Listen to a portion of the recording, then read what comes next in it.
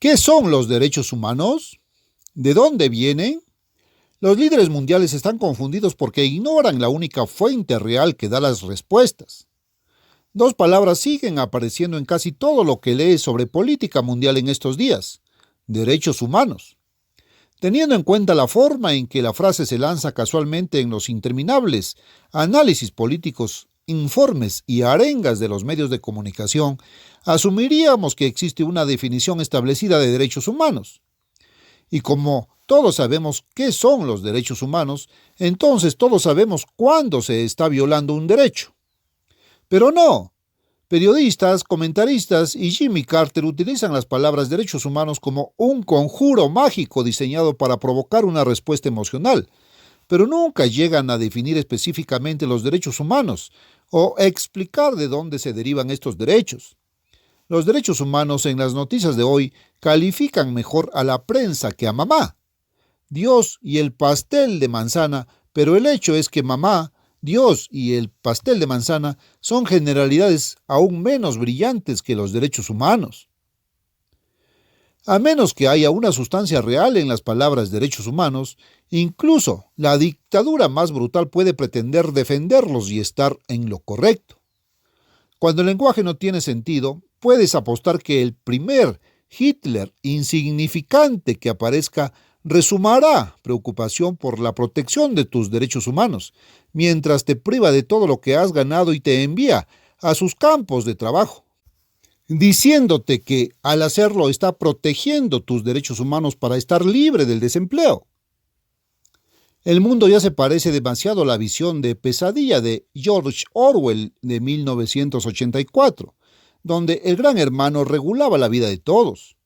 Pero además de los peligros del totalitarismo, Orwell también advirtió sobre la corrupción del lenguaje que inevitablemente lo acompaña. Los gobernantes del Estado de 1984 te dirán que están protegiendo tus derechos humanos básicos, ser sus esclavos.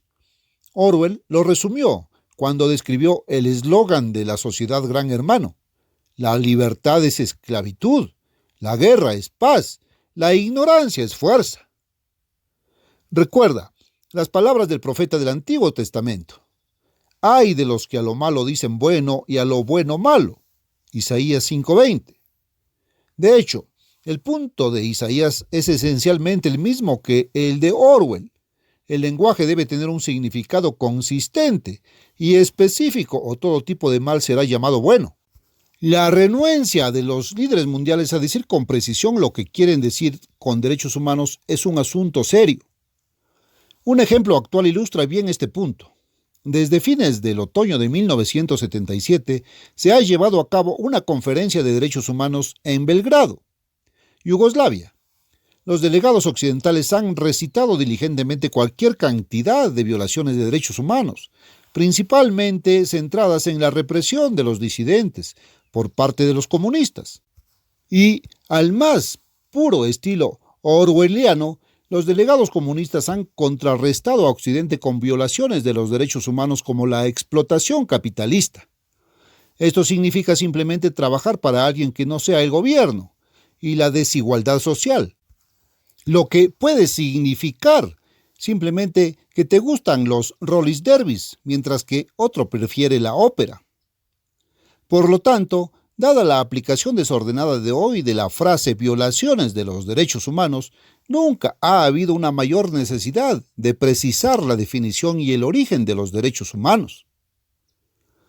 El principal documento de derechos humanos utilizado hoy en día en la política mundial es la Declaración Universal de Derechos Humanos de las Naciones Unidas. Es una lista elaborada por abogados angloamericanos después de la Segunda Guerra Mundial, que enumera una serie de derechos que podrían ser aplicados, por ejemplo, en un tribunal de justicia. La Declaración de la ONU consta de 30 artículos divididos en 4 partes. Los artículos 1 y 2 son artículos generales que establecen que todos los seres humanos nacen libres e iguales en dignidad y derechos, y que todos tienen los mismos derechos tal como se especifica en el resto de la declaración. Los artículos 3 a 21 enumeran varios derechos civiles y políticos. Estos son protección de lo que el gobierno puede hacerle. Tiene derecho a la vida, la libertad y la seguridad de la persona, libertad de la esclavitud y la servidumbre, libertad de la tortura, el derecho a la propiedad, libertad de religión, etc. El denominador común de estos derechos es que existen independientemente de la existencia de cualquier gobierno. Los artículos 22 a 27 cubren los derechos económicos y sociales. Estos definen los beneficios que el gobierno debe proporcionarle. Incluyen el derecho a la seguridad social, el derecho al trabajo, el derecho a un nivel de vida adecuado para la salud y el bienestar, así como el derecho a la educación pública obligatoria. Estos derechos requieren la existencia del gobierno y se ocupan de su deber de proporcionar a sus ciudadanos beneficios materiales. Finalmente, el resto de la declaración establece que toda persona tiene derecho a un orden internacional en el que pueda disfrutar de sus demás derechos. Hay dos fallas muy serias en la Declaración de Derechos Humanos de la ONU. La primera es que los derechos económicos y sociales de un hombre pueden requerir la privación de los derechos políticos y civiles de otro. Por ejemplo, si usted tiene derecho a poseer una propiedad, ¿tiene otro hombre derecho a que el gobierno le quite parte de esa propiedad para que pueda tener un nivel de vida adecuado para la salud y el bienestar? O tome quizás un ejemplo más evidente. Si cree en criar a sus hijos para que respeten a Dios, ¿qué le sucede a usted y a su libertad de conciencia y religión si el gobierno los obliga a ir a una escuela donde se les enseñe una visión evolutiva del mundo? Mientras que Dios nunca se menciona en el salón de clases, excepto en blasfemias. Y para empeorar las cosas, ¿qué pasa si el gobierno toma parte de su propiedad para financiar la enseñanza de sus hijos, lo que su conciencia aborrece? De hecho, fue Thomas Jefferson quien dijo que obligar a un hombre a pagar por la promulgación de creencias a las que se oponía era tiranía. Pero el otro defecto, que es aún más grave, la Declaración de Derechos Humanos de la ONU, como ha señalado el célebre escritor Carl Henry, guarda silencio sobre el tema del origen y las sanciones de los derechos humanos. De hecho, la implicación es que las propias Naciones Unidas son la fuente de sus derechos humanos, pero lo que la ONU da, puede quitarlo. Hay otros dos grandes documentos de derechos humanos en la historia de las ideas: la Declaración de los Derechos del Hombre de Francia, 1791, y la Declaración de Independencia de los Estados Unidos, 1776. La Declaración francesa contiene 17 artículos que promulgan la idea de que el hombre tiene ciertos derechos naturales e inalienables con los que nace, a saber, la libertad, la propiedad privada y la inviolabilidad de la persona, y que el único fin del gobierno es proteger esos derechos. La Declaración de Independencia también establece que existen ciertos derechos inalienables y que los hombres forman gobiernos para proteger esos derechos. Pero agrega una idea más importante: esos derechos inalienables se derivan de la naturaleza y el Dios de la naturaleza, y son tan evidentes que cualquier hombre razonable los reconocerá. La idea de que el hombre nace con ciertos derechos naturales innatos tiene una historia ilustre que se remonta al gran orador romano Cicerón y los juristas posteriores del Imperio Romano. La mayor parte del pensamiento sobre los derechos naturales, sin embargo, se ha hecho en tiempos más modernos. El principal expositor del concepto fue John Locke. Locke usó como punto de partida una concepción de cómo serían los hombres sin gobierno y preguntó qué derechos tendrían los hombres en esa situación. Llegó a la conclusión de que si los hombres tenían ciertos derechos antes de formar gobiernos, también conservaron esos derechos después. Los filósofos franceses que tenían ideas similares fueron Rousseau y Voltaire. Más recientemente, la idea de los derechos naturales ha sido desarrollada por Robert Nozick en un libro de 1975 que ganó reconocimiento nacional, titulado Anarquía, Estado y Utopía. Pero la idea lockeana de que el hombre nace con derechos humanos naturales puede ser atacada en su base. La sola afirmación de que uno nace con ciertos derechos humanos no lo convierte en tal. De hecho, muchos filósofos han rechazado esta noción.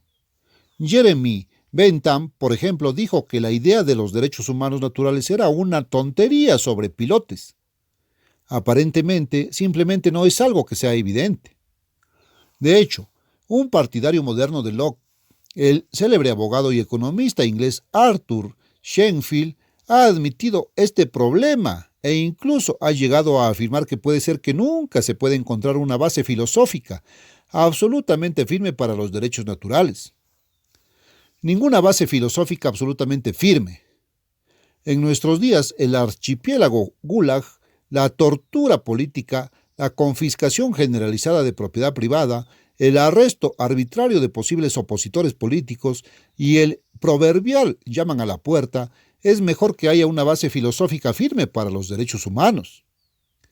La ironía es que la base ha estado allí todo el tiempo, reconocida como lo fue por Jefferson. Qué irónico que en una era en la que nos postramos ante los derechos humanos, rechacemos la única base filosófica firme de esos derechos: Dios. La dura verdad es que el hombre es el ser creado por Dios, hecho a su imagen. Si bien puede haber mejores o peores formas de organizar el gobierno humano, a menos que el hombre tenga ciertos derechos de Dios, no tiene ningún derecho absoluto y todo lo que tiene está a merced de la sociedad. Solo Dios puede decirse que es la fuente original de los derechos humanos. Si provienen de la naturaleza, lo que dice la naturaleza está sujeto a interpretación arbitraria. Si provienen de la sociedad puede revocar un derecho tan fácilmente como otorgarlo. De hecho, la idea general de los derechos humanos, como ha dicho el gran filósofo político del siglo XX, Leo Strauss, es que existe una ley por encima de la sociedad. Esta idea ha sido secundada por el intelectual evangélico Francis Schaeffer, quien señala que si no existen normas absolutas por encima de la sociedad, entonces la sociedad es absoluta. Y si la sociedad es absoluta, entonces puede quitarte todo lo que tienes, incluyendo la vida, libertad o propiedad, y aún así estar moralmente justificado. Solo Dios puede poner dientes en los derechos humanos. Si un dictador viola las libertades de un pueblo al por mayor, ¿qué lo detendrá? Solo fuerza superior. Pero, como dijo Nietzsche, si Dios está muerto, entonces todo está permitido. Solo Dios siempre tiene fuerza superior a la de todos los dictadores en cada situación. Solo Dios tiene el poder de juzgar a los dictadores después de su muerte. Los derechos humanos vienen de Dios. Y si vamos a saber cuáles son esos derechos, debemos buscar la revelación de Dios. No hay otra fuente firme de derechos humanos que lo que Dios ha declarado en la Biblia.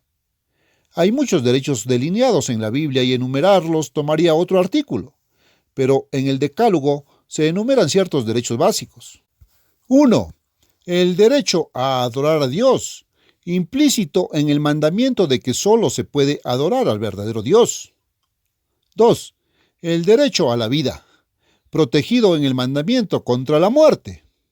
3. El derecho a la propiedad privada, protegido en el mandamiento contra el hurto. 4. El derecho a un juicio justo, implícito en el mandamiento contra el falso testimonio. Esta lista no es de ninguna manera una descripción completa de las libertades humanas garantizadas por Dios, pero es un comienzo. El punto principal es que si existen derechos humanos absolutos, provienen de Dios. Si queremos conocer la fuente real de nuestros derechos humanos absolutos, la lección clara es que debemos ser diligentes en el estudio de la revelación de Dios, la Biblia.